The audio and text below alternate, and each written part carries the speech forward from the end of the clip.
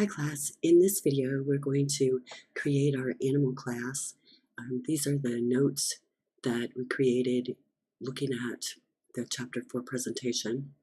We have decided that we're going to keep track of the following data attributes or characteristics of a given animal: what type it is, what it says, what color it is, and whether it's an indoor or an outdoor pet. We're going to have one method that'll be a no-arg default constructor. We'll have some additional constructors here. And I'll just let C# build that for us because I don't want to do it incorrectly. Now, some other methods that we want to have for our animal. We are going to have some methods that have our animal do things. Now, one of the things I know that I want our animal to do is speak. In our method, when we run the speak method, we're actually going to return a string, and in that string we'll have the sound, I guess, that the animal would speak. Let's see, what else could we have? We might decide that we want to do a toString. And our toString method is also going to return a string, and that string will contain all sorts of information about our animal. So that's a good starting point. We're going to use Visual Studio to put some of this information into our new class in a graphical manner. So if I bring up Visual Studio, I'm going to close this solution that I currently have up, and I'm going to create a new one. I'm going to create a new project, and I want this to be a console app, but I'm going to choose a .NET framework because we did the .NET Core earlier, and I want you to see the difference in the .NET framework. Now, for my application here, I'm going to name my solution and my first project within the solution maybe a little different, but I want to call this Animal App,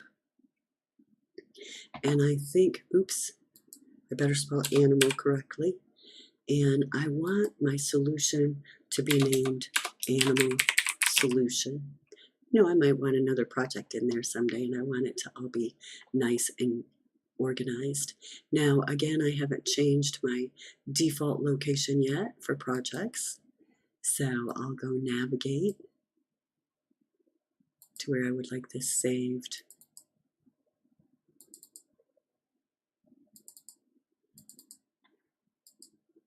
And then I'm ready to create it. Click OK. Now, as always with our C# console type projects, we got a main method created for us. Notice that when I chose this .NET version, it doesn't already say hello world. We've lost that capability, but that's all right. And I have some just our general things that we always are seen in our default Visual Studio applications. Now I want to clean things up a little bit.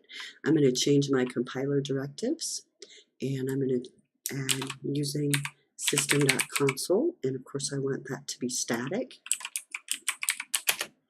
And if you're using REPL, which I hope you are, you're seeing that we have a little bit of a difference in syntax there between the Visual Studio compiler and the open source compiler that REPL is using, but we can handle that.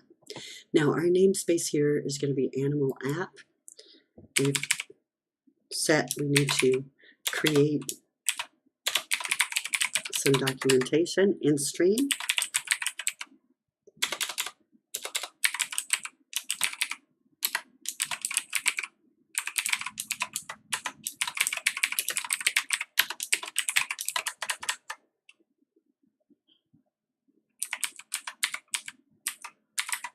Remember, the documentation in stream that you create may be around for a really long time and looked at by a lot of other programmers.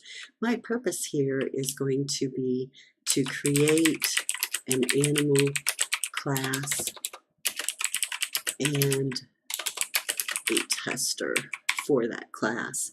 Because if I'm in a development environment at work, and I work for a company who takes care of oil rigs, and the object that they want me to create is an oil tank, a storage tank that's sitting out in a field somewhere, then I'm going to create that storage tank object, and I'm going to have properties like the height of the tank and the diameter of the tank and the width of the walls and things like that that are going to matter for that specific tank, is to know how much oil can be held within that tank. Now, when I have my class created for my job, I'm going to need to test it and make sure that it works. So I'm going to create another program that's whole purpose in life is just to test my class, and I'm going to make sure that I have all of my data fields that I need, and I have all of the methods that I need to create the appropriate actions, like calculate how much volume is in this tank and things like that, before I give that class over to somebody else to test. So I want you to understand the concept of the tester. The tester is just another program or another class that is used to test out the class that we're creating. Now, we said that this is going to be an animal class, but this thing that I want here, my program class, is going to be my tester. So I'm going to rename it. I'm going to rename program.cs, and I want it to become animal tester. Now, there's lots of other names that work well for these tester modules, but we'll just leave it at that. Now, when I'm working with C#, I want to have one CS file, one .cs file. When I look at my Solution Explorer, one .cs file per class statement. So if I want to create a new class that defines an animal object, I need a new .cs file. So I'm going to go to my solution and right-click and say I want to add, oh, well, I don't see a new class. That's because my class is going to be in my project. So I don't want to click on my solution, I want to click on my project, and I want to right-click and add a class. Now, there's lots of other ways we can do that. I know some people only like knowing one way, but it's my purpose in life to show you other ways. So I'm going to click on my project again, and up here, I could do project, add class. Let's try it. Works great. Now, all I need to do on this window is name my class. It's going to be animal, and I'm going to add it to my program. Now I see I've got my animal class here. Make it bigger. Now, in my animal class, I'm going to just define an animal object. So let's put a comment to that effect.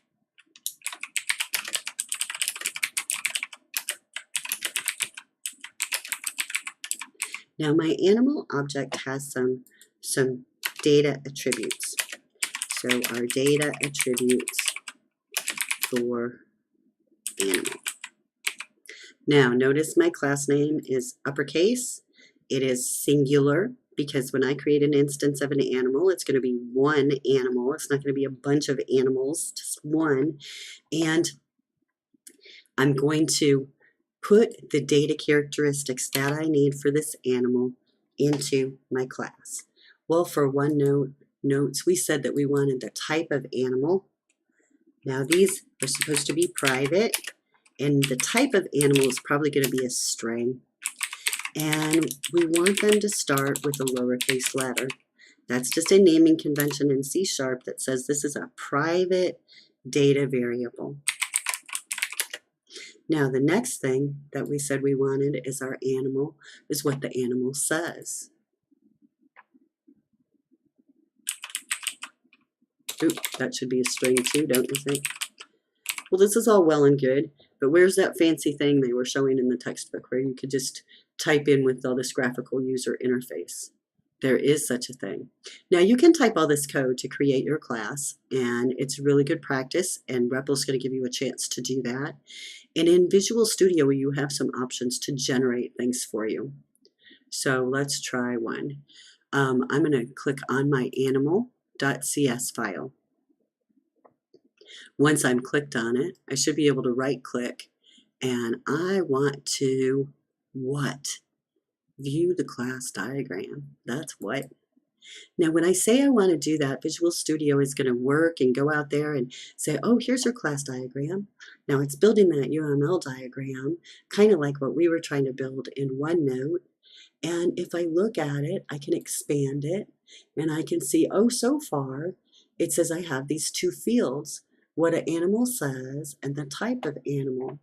Now, if I look down at the bottom of the screen, in this class details area, I'll see those two fields, and I see that I have them both set as strings, and they're both private. So this GUI interface here, graphical user interface here, is going to let me create these things the same as if I were typing them in the code. So we wanted to keep track of what color our animal is. We want to add that field. I can just click here and add field and say I want to add color. And what do you want that to be? Let's make it be a string. It's private.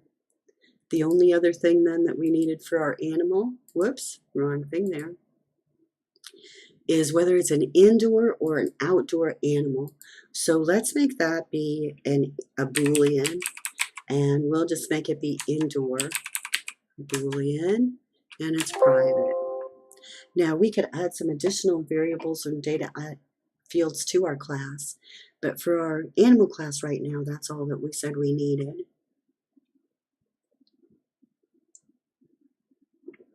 Now our properties, if you remember, are the public getters and setters for our private class fields. So I can add those in the same way through this properties screen. So I can say, oh, we're going to have type of animal, and it's going to be a string.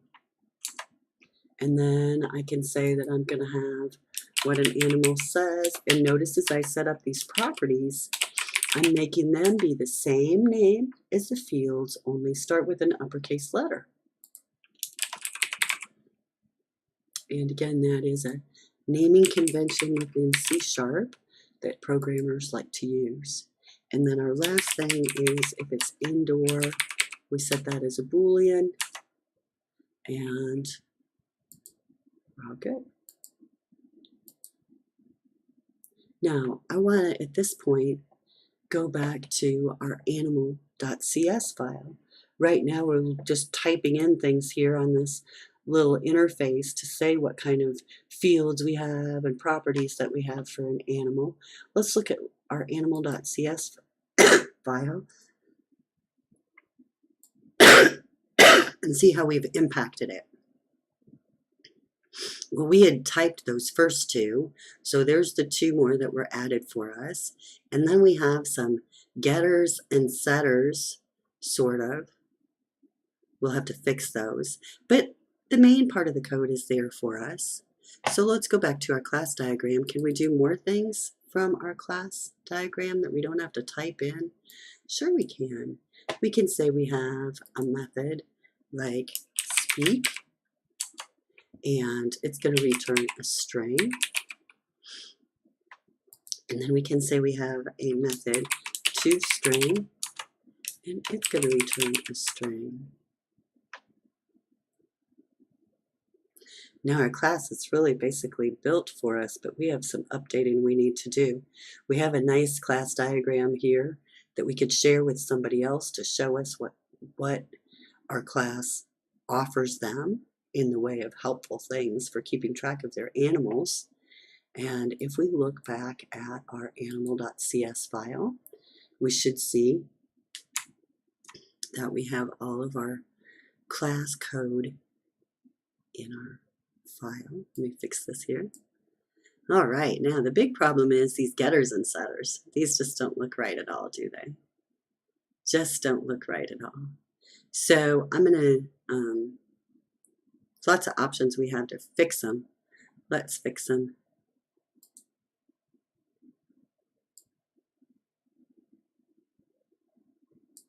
Now I'm going to fix these in a way where we're going to do that kind of longer code that we'd seen is the first example in our textbook. And so in a get, I'm going to say return type of animal, my lowercase class field. In a set, I'm going to say set type of animal equal to whatever value was passed in. And that's a magic value that C# takes care of for us. Now, if we go to our says, again, we're going to return the lowercase class field of what the animal says. But if somebody passes us a value, we're going to use it to update what the animal says.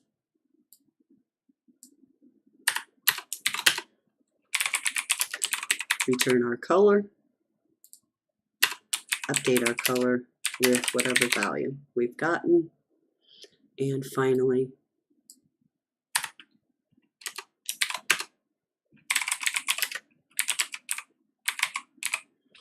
whether he's an indoor pet, and update. Now this value, like I say, is kind of unique to C#. It just is whatever was passed in when we tried to set this to a new value. Now in our speak method, we're not really going to do this, whatever this is, right? We're going to do something else. So if someone says, I want your animal to speak, let's return a string that's something nice like the animal says, and then we'll add what the animal says. Now we can do it that way. That's nice and simple. That should work. Now our toString might be a little bit more involved. In our toString, we'd like to give all of the information about our animal to our caller, and I'd like it to be in a nice organized format. So I want it to be kind of columnar. So I want to return, I want this to be pretty nice. So let's see if we can, remember how in chapter 2 they showed you how to format things in a columnar mode. So let's return a value. We're going to say we want to return the animal is a, and then for this parameter, this is just going to be a string, but let's say we want it to be 25 units wide as a column. Is that too wide? Let's try 20. Now I want to add more. Oops. Whenever we use a parameter in our return statement like this, we're trying to use it kind of the same way as we would in our console.write or console.write line. So I'm going to say, well, the parameter that I want to pass you is the type of animal. C# seems to be getting really mad at me, doesn't it? It's like, I understand what you're trying to do here, but you just can't. So if I want to use this fancy columnar formatting, I might have to do it a different way. So let's do it a little bit more simple here to start, because I just want to show you this toString. So I'll get rid of our fancy columnar formatting, and we'll say we're going to return the animal is a, and then we're going to add the type of the animal to our string, and then we're going to add a little bit more to it. Let's see, in our animal, we have what it says, what color it is, and whether it's indoor. So let's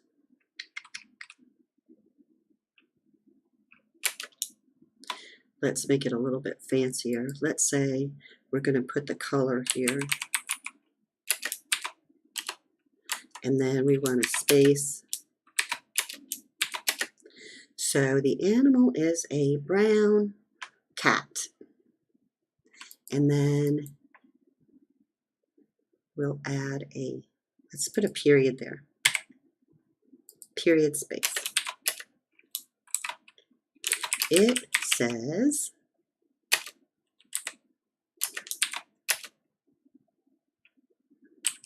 whatever it says when it speaks. Oh, we'll just use our method, huh? We don't even need to add that it says. We'll just call our speak method here, and then it'll tell us. And it'll give us that nice string too. So far we're going to be returning a value that has the animal is a brown dog. The animal says bow wow. So let's add a period there and a space. So now we've covered all of our fields except for whether it's indoor or outdoor. So let's add that. We're not really quite ready to do if statements yet. So we'll just say, is he indoor? And then we'll add our indoor Boolean value to it. Can't just have that question mark hanging out there in the middle of nowhere, can I? So let's add that.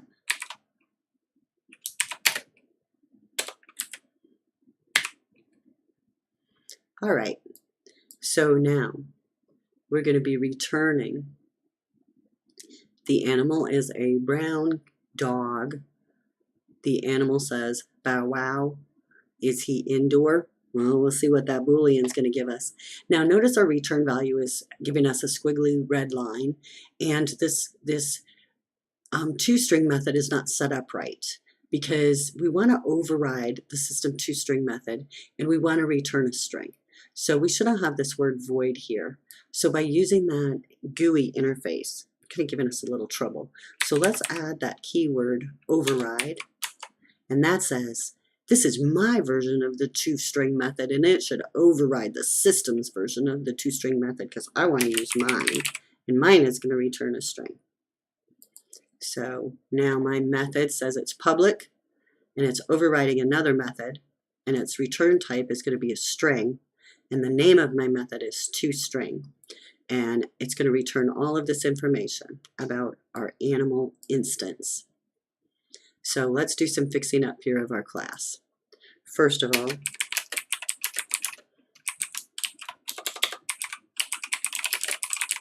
there's the end of our toString method. The one after that is the end of our class, and then the end of our solution.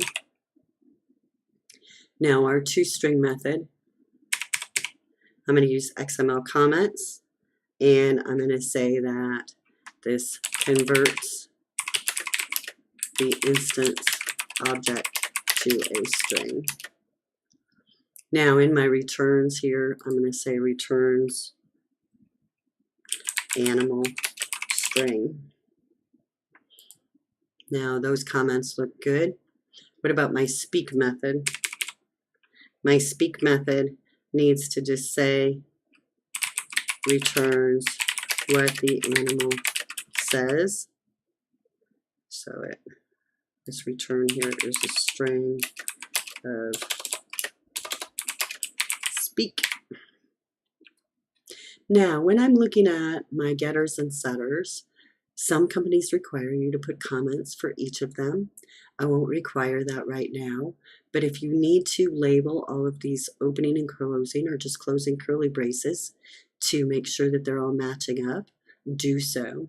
Notice that you can roll up these different getters and setters so that they're not taking up so much space in your code. And we can create those roll-up expansion points ourselves in our code by using the region compiler directive.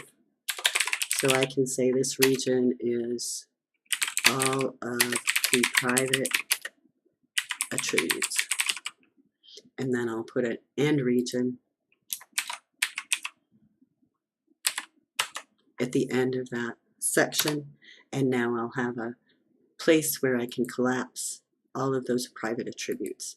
So if I want, I can do another one.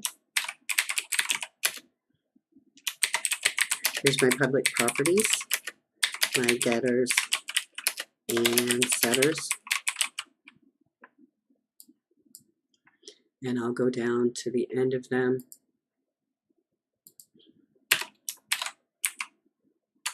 And end that region.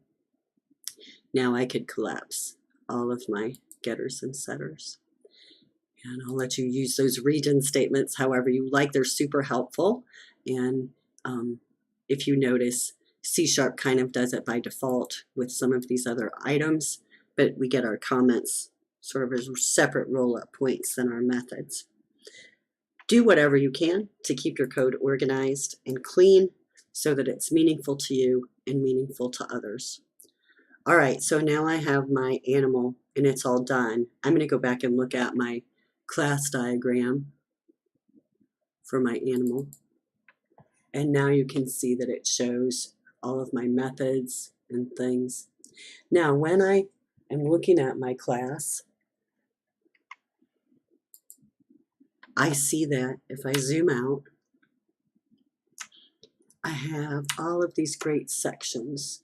So I have my attributes, and I have my getters and setters, and then I have all of my instance methods that I was going to create to talk about my animal. What am I missing? The constructors. So let's put some of those in. So my first constructor is going to be that default constructor.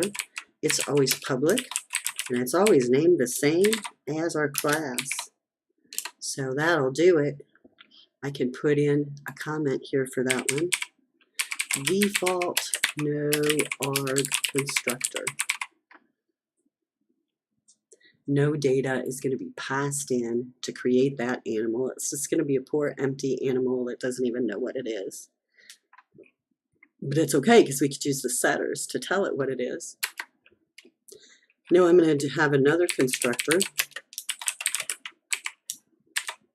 And this constructor is going to allow us input the type of animal. Our type of animal is a string. And we'll just call it type, but we can make it the same as it's named in our class. If we do that, we use the this keyword, which means this instance of our class, type of animal, equals whatever type of animal they used to call this constructor with.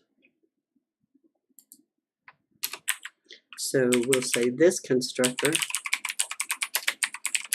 with one argument. And notice that our XML comments have already put the information in about what that argument is. Now I can keep going.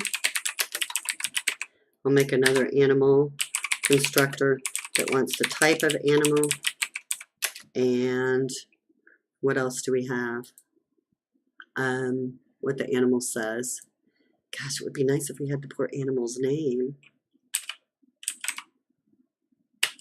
What it says. Oh, that needs to be string, huh? So if things aren't reacting the way you think they should, take a look at your code. Now in this example, we're going to set the type of animal equal to the type of animal that we were called with.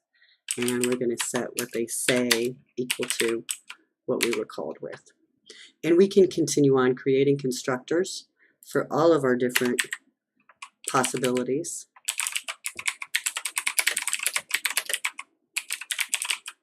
But I'll skip ahead and create one that just has all of them.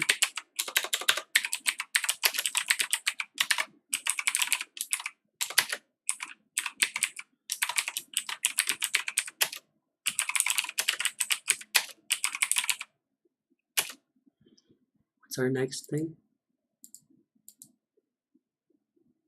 Color. And then our Boolean, whether it's an indoor or outdoor animal. Now we're going to take each of these parameters and use them to update the class instance.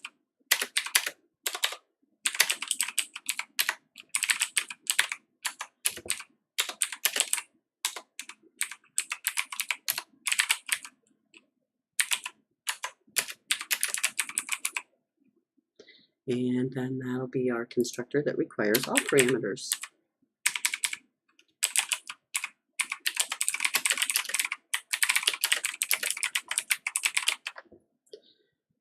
So now our animal class should be fully implemented. Let's take a look again at our class diagram and see the difference with our new constructors. Here it shows us, it says, oh, it looks like you have a method named animal and it has 3 overloads. So as I mouse over it, you can see what those overloads are. The IntelliSense editor is showing us what those different overloads are. One with no parameters, one with a string, one with 2 strings, one with 3 strings and a Boolean. So all of those different options to build an instance of our animal object. So what? Let's save all. I've got this class now. Now I want to test it. This is where things get a little bit more interesting. So first of all, let's say I want to create an instance of my animal. Now that I've created my animal class, it's basically a data type to C#. I can use it like a data type. So I can say instead of an integer, I have an animal. Well, I'm going to call my animal Joe. And this is going to be a new animal. And I'm not going to give you any sort of data. Next, I'm going to create another animal named Sue. And this new animal is going to be wood. Now, the first parameter that I have, as you can see, is the type of animal. It's a string. Look at how IntelliSense is showing us that. And it's even showing us our comment down here because we did those XML type comments, constructor with 1 argument. If we clicked through, we would see, oh, there's our second one, constructor with 2 arguments. We might have been a little bit more helpful in those comments, huh? Looks like we're missing a comment there. But you get the idea how that information is portrayed and given to others. So now my type of animal, Sue, is going to be a cat. And she is going to say meow. And let's see, I'll say that this cat is orange. And is it an indoor cat? Yep, that's true.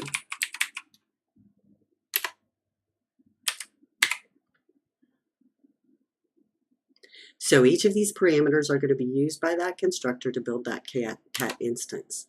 Let's try outputting our animals. For Joe, I'm going to do a right line on Joe.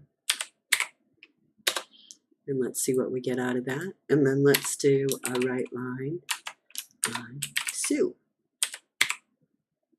And I want to run this. I'll go ahead because I want to be able to debug it and put in the read key to make it stop so we can see our output. Now let's run this. And what we're running here is the tester. Because remember, C# is always going to look for this main method to start a program. Here's our main method. Our main method says, I want to create an animal, and then I want to output that animal. All right, let's see what it does. Okay, so first, our animal was empty. We didn't supply any values. And sure enough, it says the animal is I don't know. The animal says nothing. Is he indoor? False. That's our default for Booleans, right? Next, we have Sue. The animal is an orange cat. Oh, ugly. Huh. The animal says meow. Is he indoor? True. So I've done a few things here that are bad. I have is a, and the color could be a vowel, so I might need is an, but I'm not going to worry too much about that in this point in our programming knowledge area. We could fix that eventually, but not today, right? We need to know how to do if statements. Now, next, I have implied that the animal is male. That's never good. So we could add another few data items to our class and get some more information out about this animal. But for now, we see we can do some things and get our class working. Now, what about that method that we created and our getters and setters? Well, let's try some things with Joe here. I would like to get Joe's type of animal set.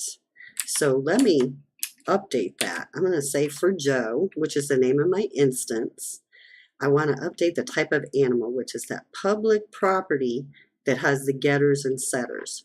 Now, whenever I put that public property like this on the left side of the equal sign, it's going to run the setter. If I put that public property on the right side of the equal sign, it's going to run the getter. Important point in few words. So let's set Joe type of animal equal to a dog. Oh, let's make him a cow. He's a cow. Now, what Joe says, let's say, well, he says moo. So now I want to output some new things. And instead of outputting just everything about Joe, the toString, let's output some different information. Joe is a Joe dot type of animal. Now it's going to run the getter and give it to us so that we know whoops, IntelliSense. Stop it. I'm going to press escape there to not get that wonderful IntelliSense. Why is it doing it for me? Because I used a comma here instead of a plus. Duh.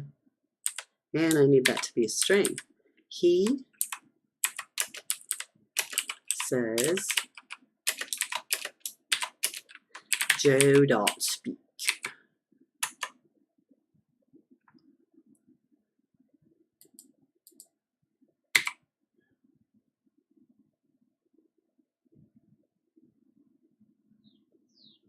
Now, if you look, I'm getting this weird error, and it says operator plus cannot be applied to operands of type string and method group, and it looks like all these terrible things that I've done. Well, the problem is that speak is a method, so it needs open and close parentheses after I name it to be able to run it. So sometimes those weird errors are really not very helpful. I'm going to run this now. We've used the getter and setter for our cow. So now our first line of output is still the same, the empty animal. Our second line is the new line we just added. It says Joe is a cow. He says, the animal says, moo.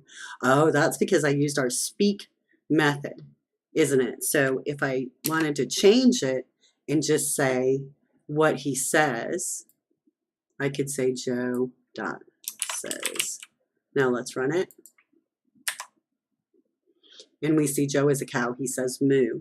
Now another way I could change it is I could get rid of this string here that I'm adding, and I could make it use the speak method. Either way, I'm getting the same data back, correct? I'm getting that variable of what the cow says. So let's run it. I need a space there.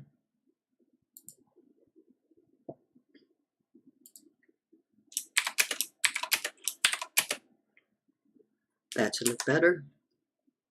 And now I've got all of my information out about my animal. Now my tester class can be manipulated however I want to do things so that I can test my class.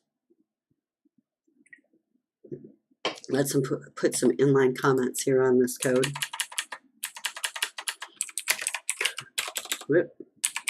Create an empty animal.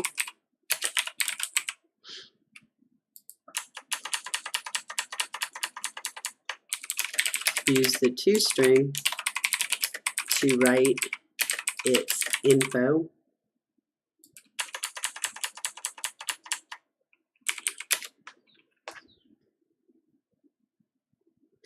Use the property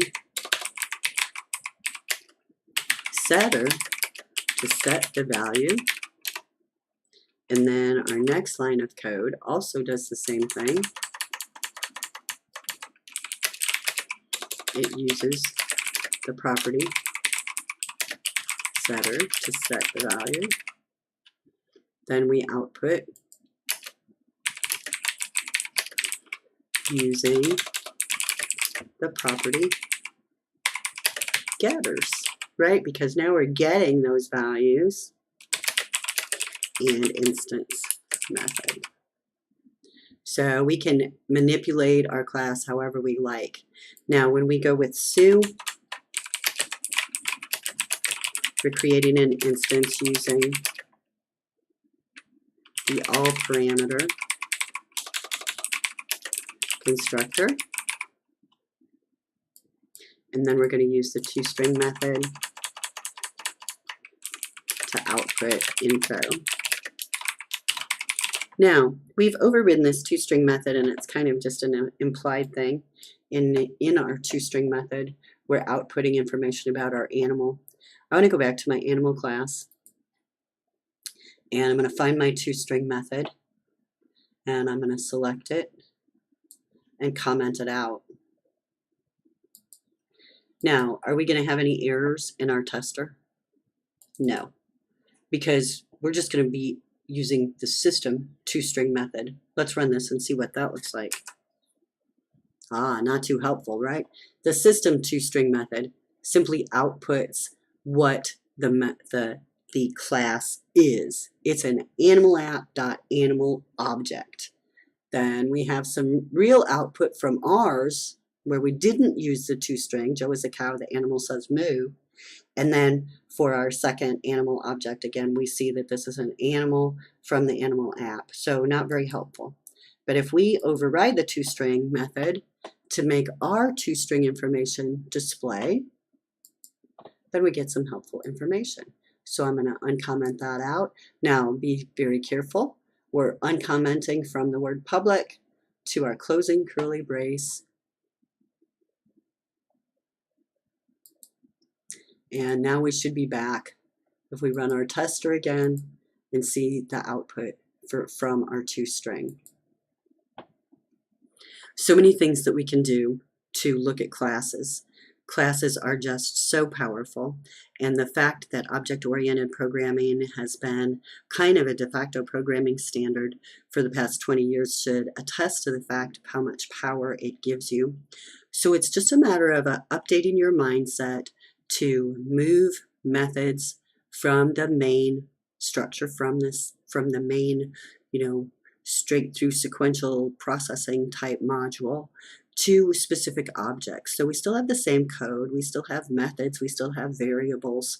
It's just that we put them within a class so that they're encapsulated. They become part of that greater unit, that whole class that allows us to get and set data from it and manipulate information and get calculated variables out of it.